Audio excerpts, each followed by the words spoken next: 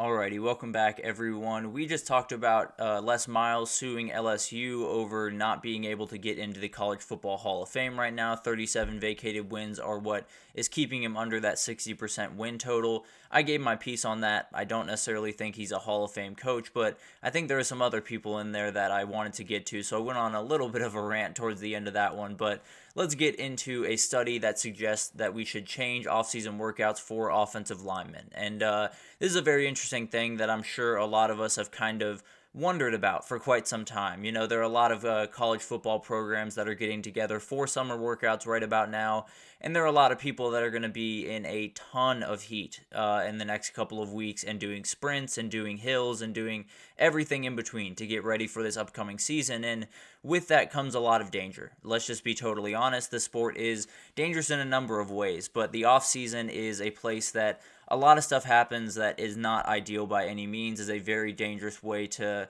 kind of go about business in a lot of ways. So I kind of want to break this down, and I think there are a couple of things that are huge to remember here. Is one of the biggest things that this study kind of unfolded was, and the biggest reason for singling out O-linemen in particular, is football by its nature is a very specialized sport. There's a number of different things that people do, but if you are in a position, you do very specific things. Wide receivers do different things than corners do even. Offensive linemen do different things than defensive linemen. Corners do different things than quarterbacks, obviously. Kickers are on their own little land over there just kicking kicks all day. But the reality is it's a team sport, but every part of that team is a very specialized position. So they don't necessarily need to be worked out the same. And in a lot of these off-season workouts, they are.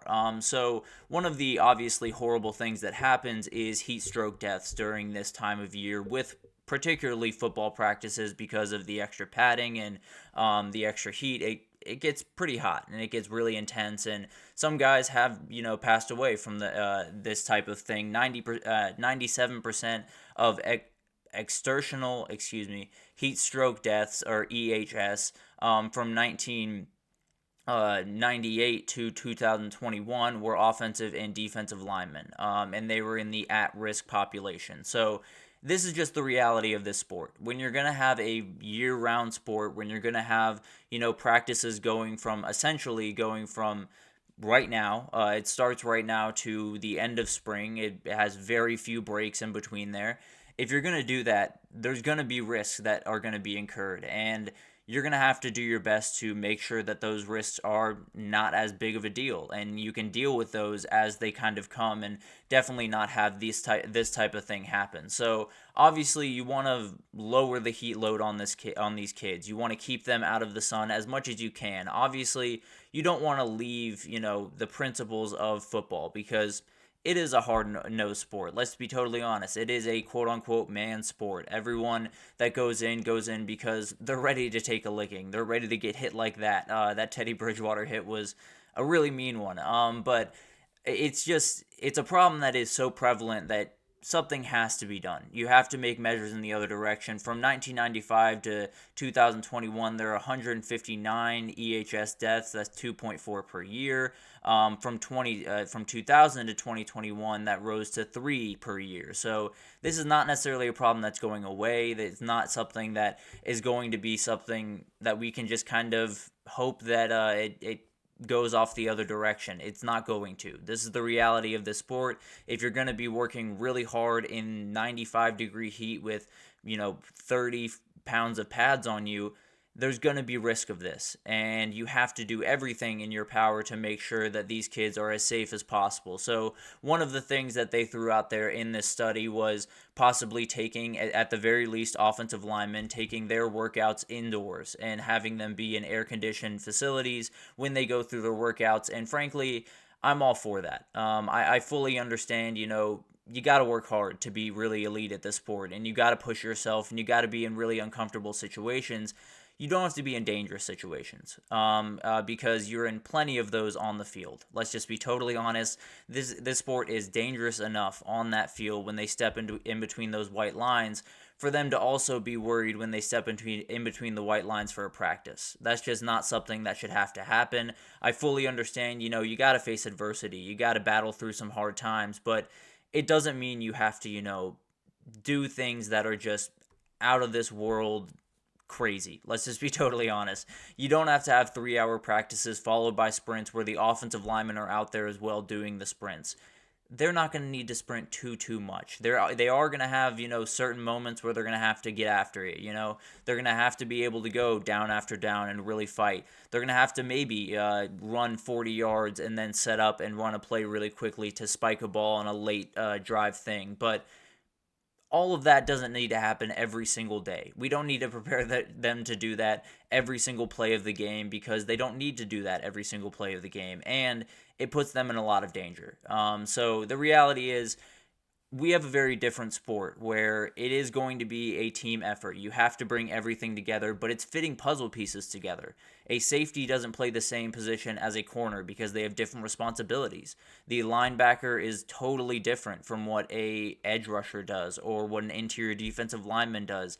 On the offensive side of the ball, a tight end is entirely different than a slot receiver, and you have to teach them different ways, and you have to train them different ways, and for the most part, at least in these summer workouts, there is a lot of grouping everyone together because you do want to be a team and you do want everyone to go through those grueling summer workouts, because that's kind of what builds bonds. I think everyone that's played a sport at a high level understands that. But at the end of the day, there is a fine line between, pushing your guys, making sure that you're getting the most out of them in practice and they're doing the most that they can do, but also not putting them in danger. And I think that's the ultimate goal here. That's always going to be number one on the list. Safety is absolutely the number one thing on the list every single time that a football team steps on the field. I understand you want to win the game. I understand you want to maybe knock someone's helmet off with a hard hit. I understand all of that stuff wants to happen, and I am fully in favor of a good hard hit. I'm not necessarily saying I want this sport to be softer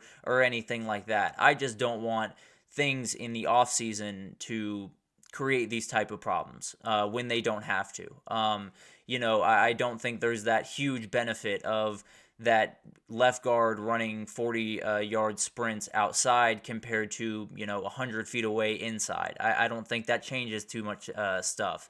They'll be in the sun plenty, they'll work hard plenty, and at the end of the day, you just got to make sure that they're as healthy as can possibly be, they are in a good headspace, and they're not, suffering from things like heat stroke and not suffering from things like heat exhaustion, which get really scary really quickly.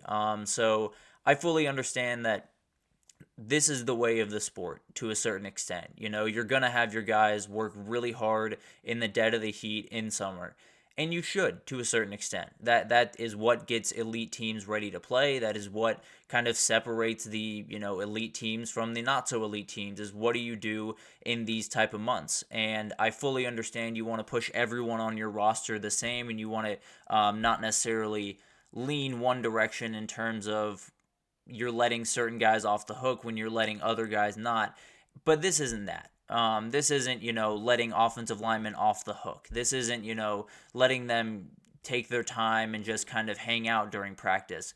This is just changing the circumstances of their practice, changing the location of their practice to make sure that they can go through it at full speed. And frankly, I would argue that if you take them out of the sun, if you make them, go back inside, I think there's an ability to work even harder inside because you have some of that energy. You are getting air conditioning. Some of the stuff that you've been dealing with outside is no longer there. You don't fatigue as quickly and all of those things. So I think it's a very easy decision, frankly. A lot of these places have some really well-conditioned practice facilities that they absolutely can utilize during this time. Now, not all of them do, so it might be a little bit tougher for some different places to implement some of the things that is talked about in this study, but at the end of the day, I think we can do just a little bit more. I think we've done an incredible job of making sure that the safety of this sport is as good as it possibly can be, but at the end of the day, there are certain things that happen not on a football field that can really, hurt a kid's future or end it right there, which is obviously the most horrifying case of this sport and definitely not something that you want to see. So I think this is kind of a layup of a decision. Try to make it happen as best you can. Make sure that the offensive linemen are not necessarily out in the heat for 4 hours a day and absolutely, tearing their body to pieces in the offseason, because they're going to do plenty of that during the season. And as long as they're ready to do that when the season comes around, they'll be more than fine. So I really like this. I think this is a decision that likely will have very good effects, not only for the health of these kids, but for college football overall, because we won't have some of those horrifying headlines that come across our page every summer, it feels like. So obviously, this is something I am a big time advocate of, definitely something that I'd like to see implemented.